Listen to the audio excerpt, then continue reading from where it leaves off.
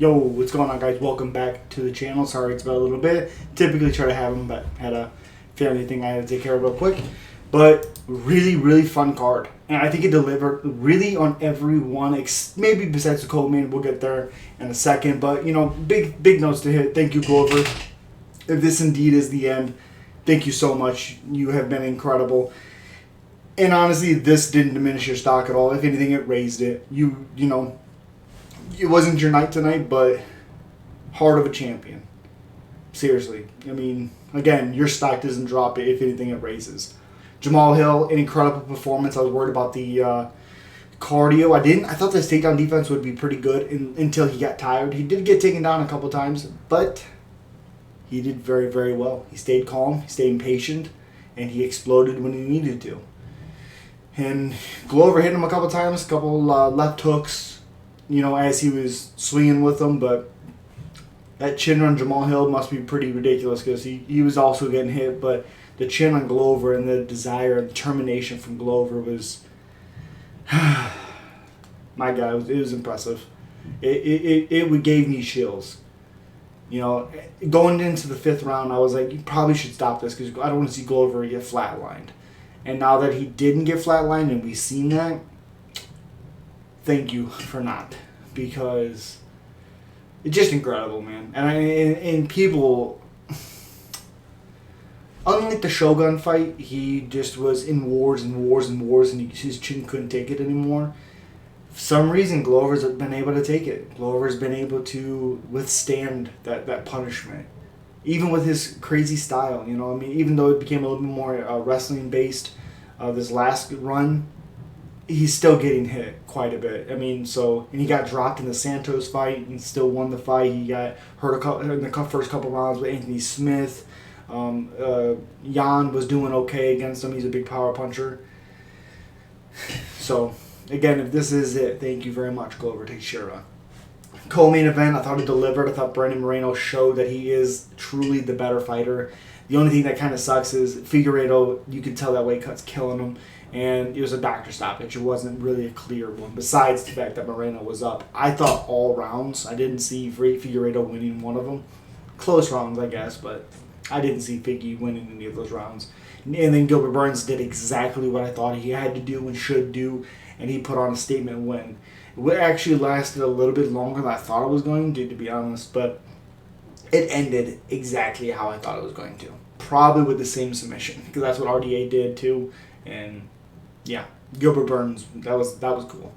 Jessica Andrade beat the living crap out of Lauren. I'm saying Julian, but Lauren Murphy.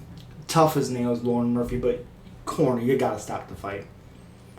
I mean, I guess fighters are lucky that I'm not in there, because there's a difference of, oh, maybe he'll come back and he's just getting like out wrestled and out grappled. He's getting beat up in that aspect. There's another aspect of you getting hurt and punched in the face ton. And it's also different if like you are all that's happening, but you're still rocking the other person. Okay, fine.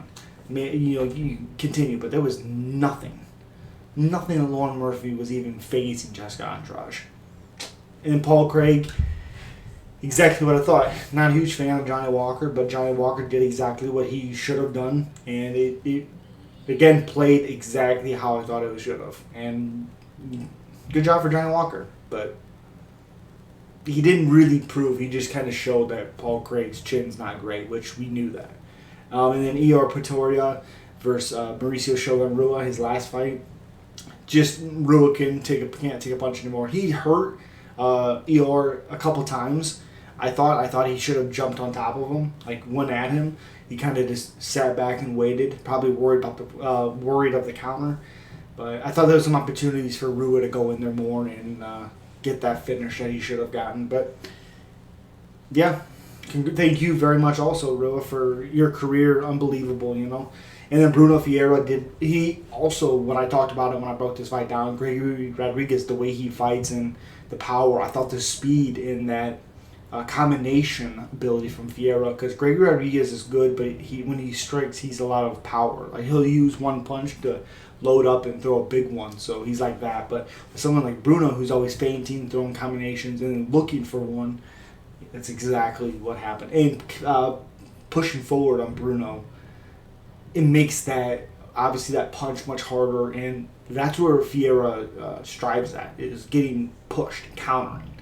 And Thiago Moises, you know, did get touched a couple times in the first round.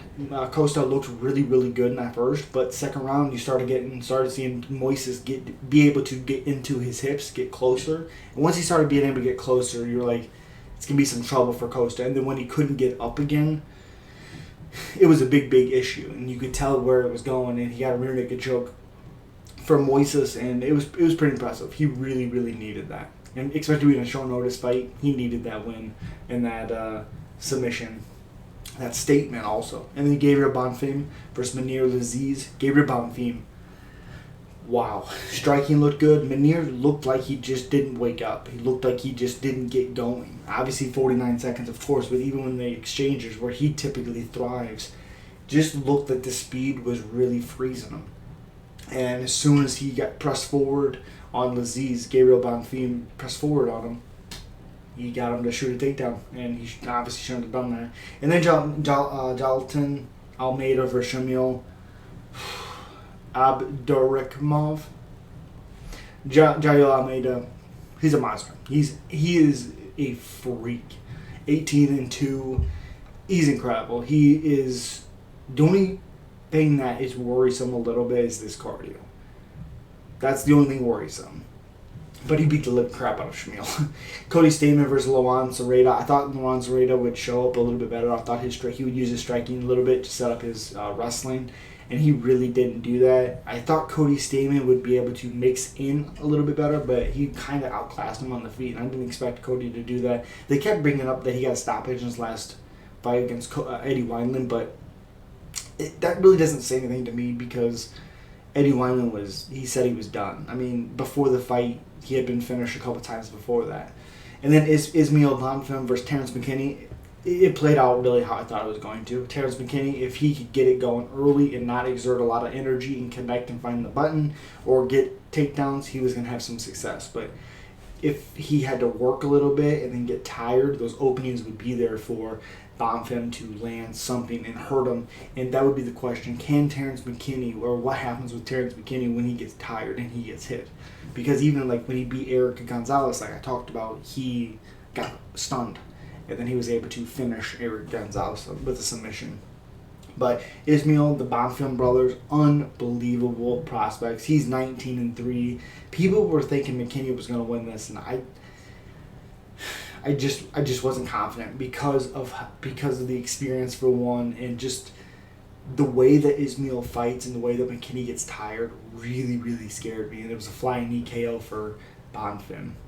Nicholas Dalby versus Warley Alves. I didn't see how it was a split decision. I had Nicholas Dalby winning all 3 rounds. I thought he beat up Warley Alves, but he still gets the win. Josiane Nunes lost the first round pretty bad. She was kind of getting outstriked, a little bit beat up, and then she turned it around and just Farron, whatever her name is, she just started getting tired and letting herself stay on the back of the cage. Sometimes she would get out and create space, but Nunes just showed that dog in her. And then Dardino Marcos versus Saman Oliveira. Saman. Daniel Marcos. I didn't expect his striking to be as clean as it was. And Oliveira, I thought he was going to be a little bit more calculated with his striking, because when he fought Tony Gravely, he looked really, really good when he fought him, when he had settled down in the fight. And when he wouldn't explode on stuff, he'd look good. Daniel Marcos just made him work. He's going to be a problem at 14-0. His striking was picture perfect. It was accurate. It was fast. Unbelievable. Those are my fights on all my thoughts on all of the fights. 15 of them. 1, 2, 3, 4, 5, 6, 7, 8, 9, 10 out of 15 fights were finishes. The only one I would say maybe I didn't expect. Do I have one that I didn't expect Farron to come out in that first round and look as good as she did? I expected Nunes to win. I just didn't expect that first round to be tough. Let me see.